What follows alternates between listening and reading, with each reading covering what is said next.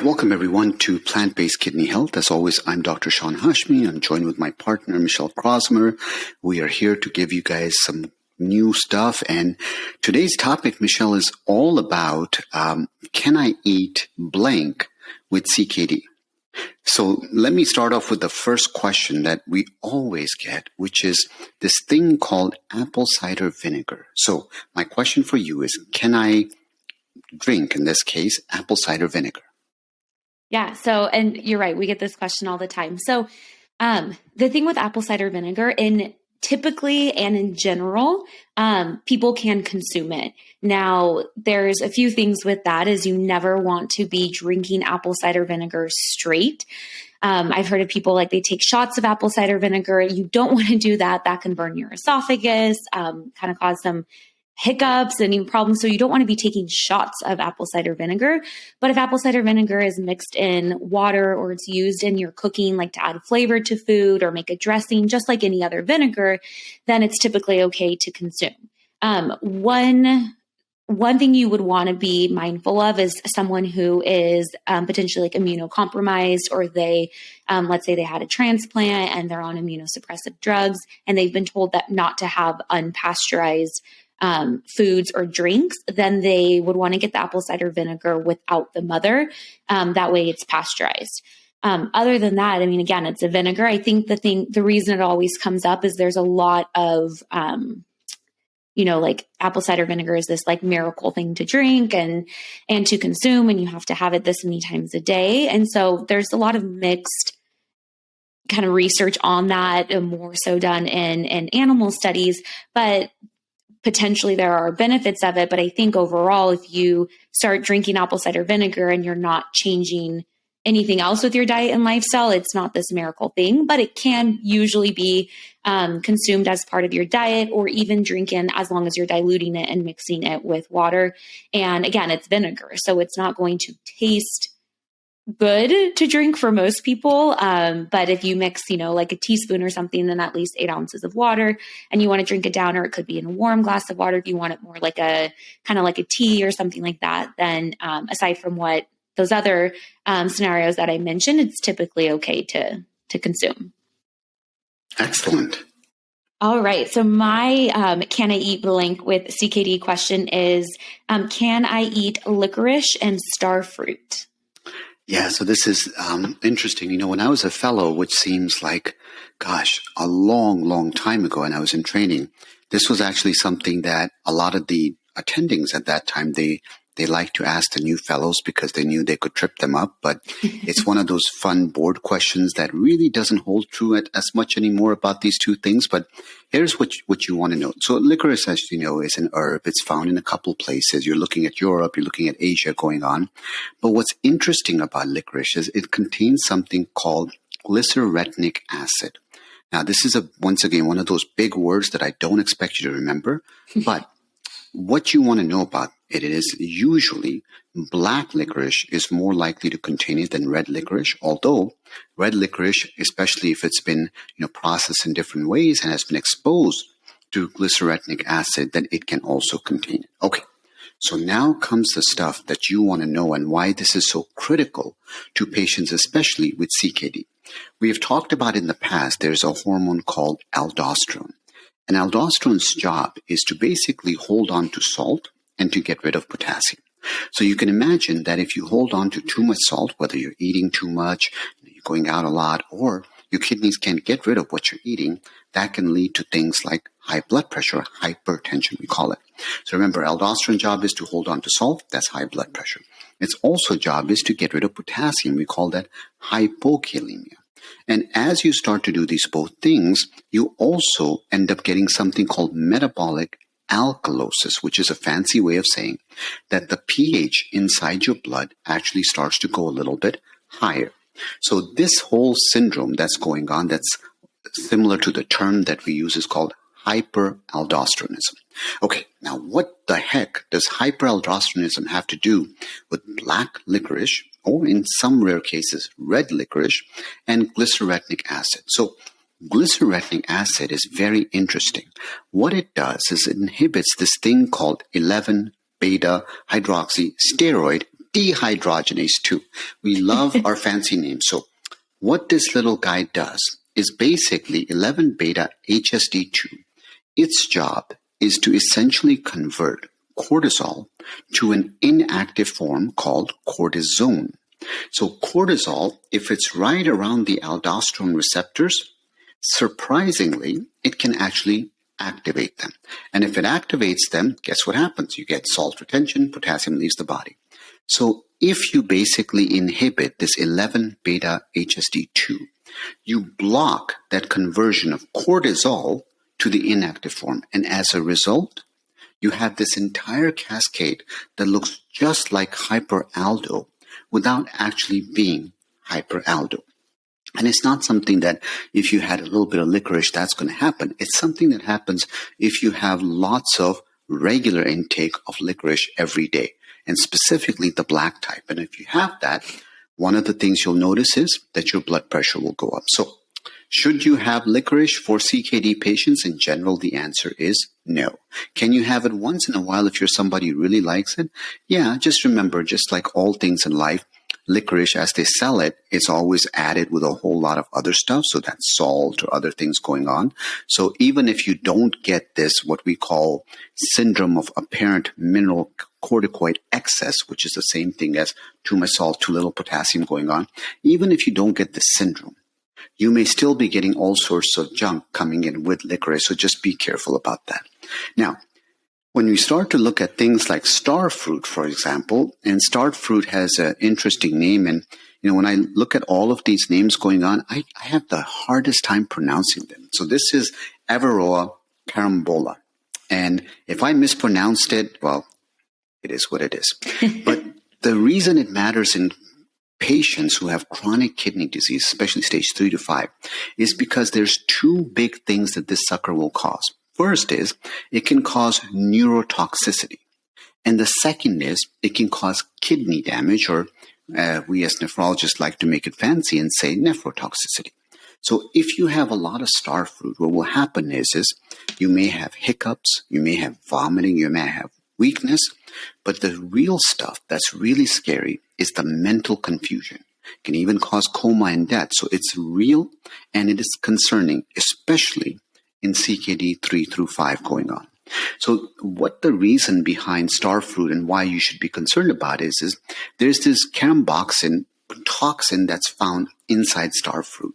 And this caramboxin is what's really responsible for the brain issue, the neurotoxicity that ends up happening. On the flip side is, why do we get kidney problems with star fruit? And it's the oxalate. So when they look at essentially what we call acute kidney injuries, and they do biopsy to find out, they find all these oxalate crystals inside the kidney. They're precipitated out. So remember, calcium will bind to oxalate.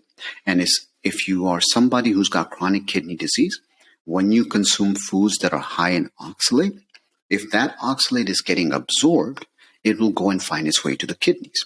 And believe it or not, one of the ways to slow down the oxalate that you're eating is by consuming foods that are rich in calcium.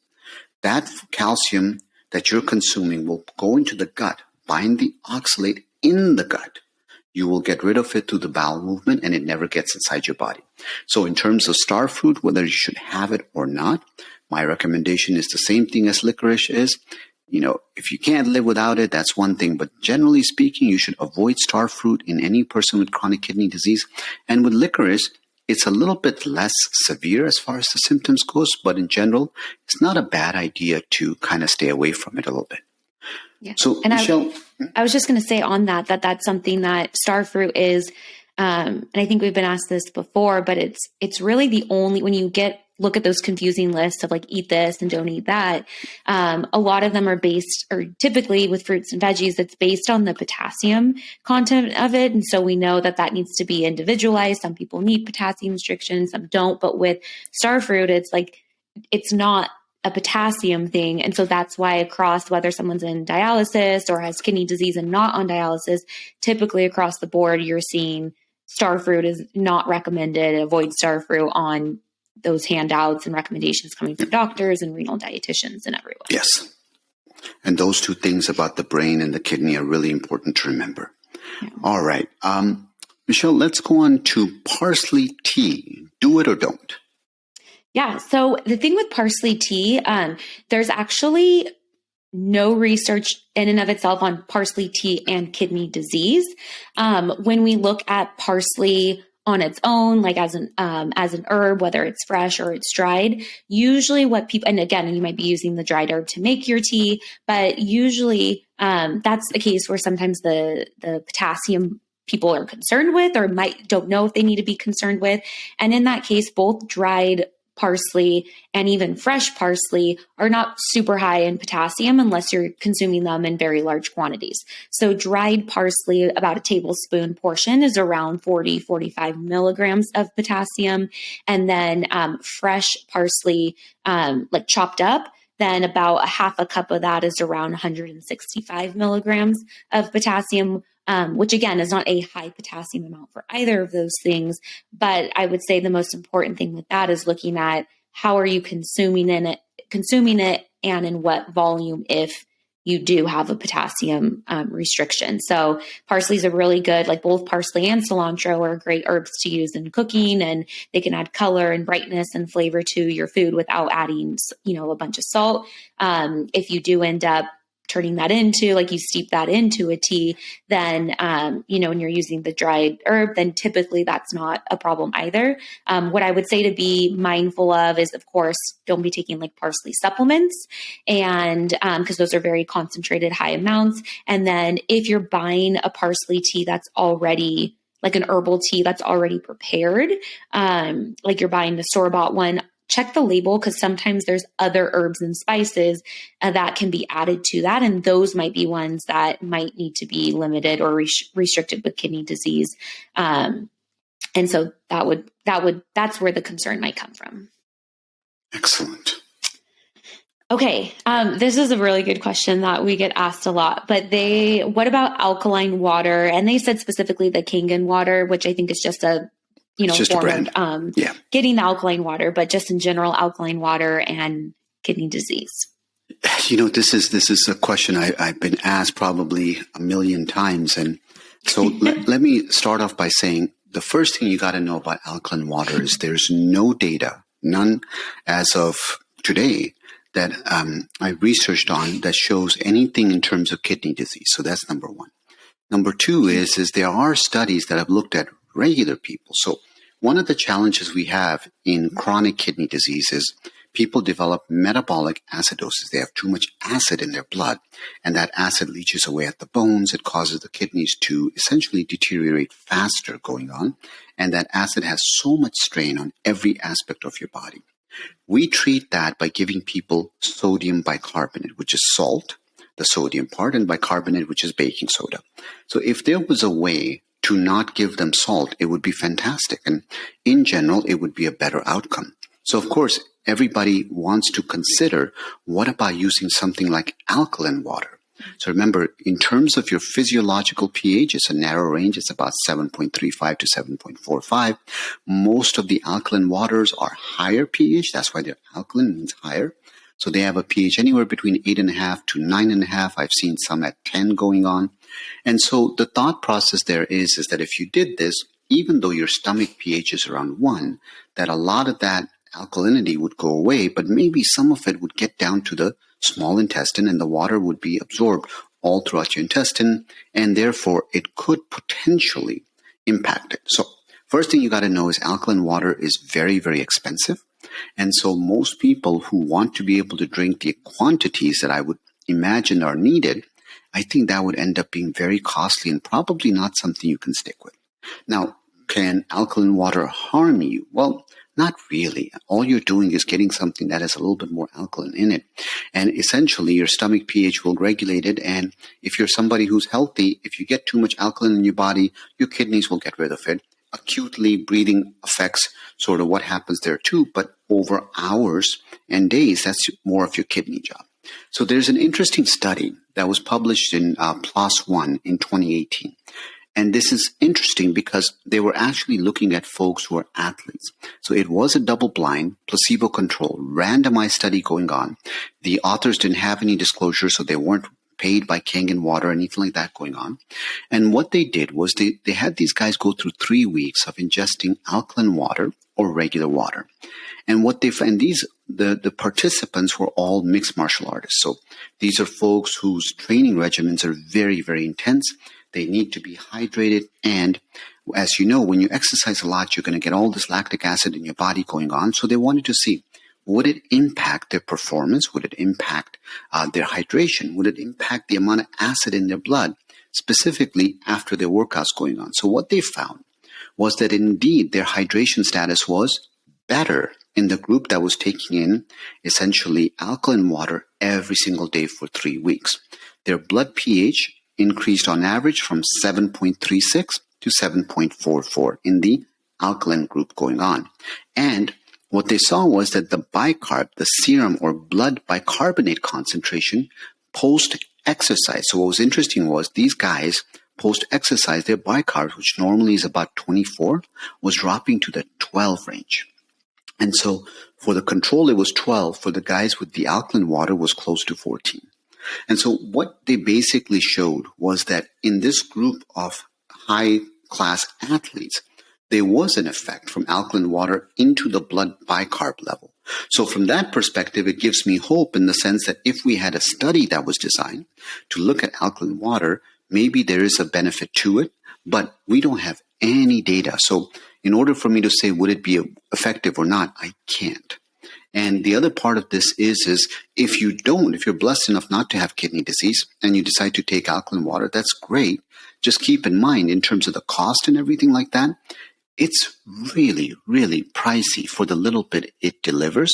And for our patients who are already on a budget, unfortunately, we end up giving them sodium bicarbonate because it continues to be pennies on the dollar.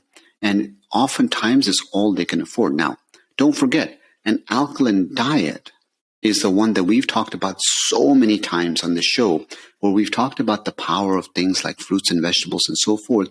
And if you do that, you're getting a lot of benefit and minimizing on the other end of the spectrum things like red and processed meats. So as you move down that spectrum, you are essentially eating more alkaline. And in my humble opinion, I think eating more alkaline is going to give you more bang for your buck than drinking more alkaline. I agree. And think of it too, it's not just, water is important, but I mean, it's a beverage that we're drinking. Look, with fruits and vegetables and eating more alkaline and getting more of those in, there's added benefits of, more fiber, more antioxidants, helping lower cholesterol, lower blood pressure, all these other things aside from just looking at the, bicarbonate levels and metabolic acidosis. There's all these other benefits too. So I agree with you on that. All right, Michele, what about collagen and bone broth? Yeah. So this is one that I get asked a lot too. And I think it's because it's become a fad and a thing to have collagen supplements. And there's all kinds of forms now of collagen supplements. You can get it powdered. They come in gummy form, pills, all sorts of things. And so, collagen is that structural protein that's found in connective tissue and, joints and skin. And so a lot of the claims around it being beneficial or that, because as we age, we just naturally lose collagen and elasticity in our skin and stuff. So the claims around it is that it's helping with, helping with our joints, helping with our skin. And the thing with that, again, it comes down to is there anything specific with kidney disease? And unfortunately, there's not. But I think the important thing to remember for people with kidney disease, and when we look at it, in that realm, is it is a protein supplement. And so typically for people with kidney disease, especially stage 3 to 5 that are not on dialysis, we are limiting or lowering the protein in the diet. We don't want a high protein diet. And so especially when it's coming in the form of supplementation, sometimes that can add up where people consume high amounts of protein in their diet. So what I would say in general is it's best to get your protein from whole plant food sources and not in the form of supplement, including a collagen supplement. If it's something where maybe you're on dialysis and you have higher protein needs, or you're unable to meet your protein needs from diet alone, and ideally a dietitian has helped review that with you and what you're taking in, then, considering a collagen supplement versus another one, that might be something you can consider. But again, a lot of times these supplements and powder, they want to make them taste good. They added, sugar, artificial sweeteners, dyes, colors, all these things to them. So in general, I would say, no, get it from whole plant foods. And then as far as the bone broth goes, same thing is that it can be, salt is one thing that we worry about with the broths, but the other thing is then the broth is becoming a lot higher in protein if it is a bone broth. So in that sense, I would say try to stick with a low sodium vegetable broth. That's going to be better, especially stage 3 to 5 kidney disease that is not on dialysis and looking to lower overall protein intake. Excellent. So I think those were all of the main Can I Eat with CKD questions we received. So guys, thank you so much for sending in all of your questions. We always try to cover these. I know you guys have very specific questions that are related to your medical history. It's a little bit hard for us to give medical advice simply because our licenses are limited to where we practice in the state and so forth. So there's a lot of stuff that goes into that. But definitely put your questions in there. You can email them to us and we'll always try to bring those online. And with that, Michele, I think we're ready to close out.